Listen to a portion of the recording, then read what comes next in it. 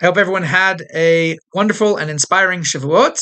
I apologize I wasn't here last week, but I went away for the holiday and then I had surgery on my hand. So I was a little bit preoccupied, but I'm back and hopefully have some inspiring words for you for this week. So this week's Torah portion is Ba'alotcha, and it begins that you tell Aaron, Ba'alotcha tenerot, you should light the lamps of the menorah in the temple. And in Proverbs, it says that man's soul is a lamp of God. So, of course, the soul is always connected to God, and it's a soul. But just like a lamp has to be kindled and lit, so too the soul has to be, has to be lit, has to be ignited, has to be kindled. And the Baal Shem Tov, who is the founder of the Hasidic movement, he taught that every single Jew, without exception, is connected to God, and that connection has to be kindled.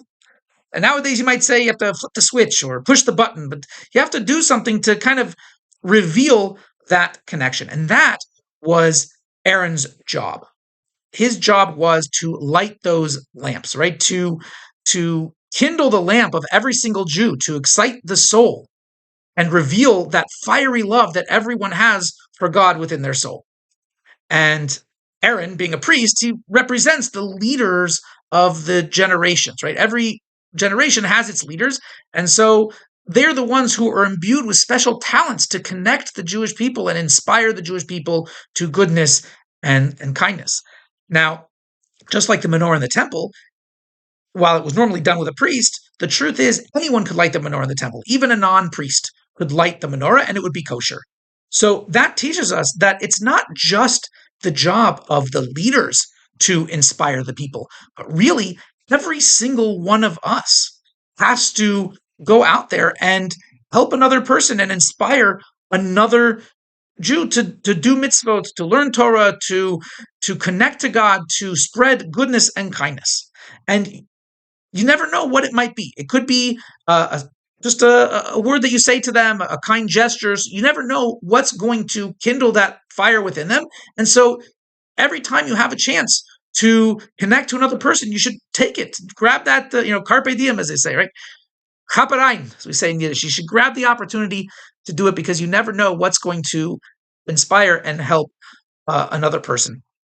And so how long should you do it? How are you supposed to inspire them forever? Or you just say the one thing and that's it? How does it work? So too, we learn in this Torah portion, right? It says Ba'alotecha, which we translate as you should kindle the lamps. But it's a very strange word, right? Usually we if you say the blessing on holidays or on Hanukkah or on Shabbat, you say lahadlik ner. Lahadlik is to light something. So what's Ba'alotecha? It means like to elevate or to lift up.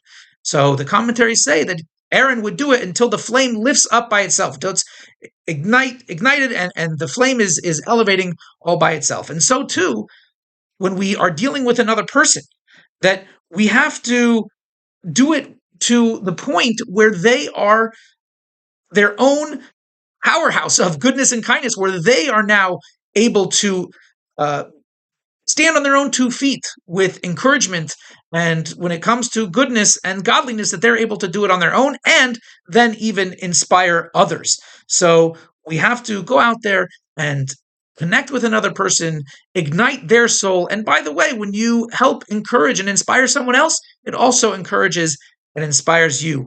And so we will all be just a tremendous powerhouse of light and goodness and godliness and enthusiasm. Shabbat Shalom.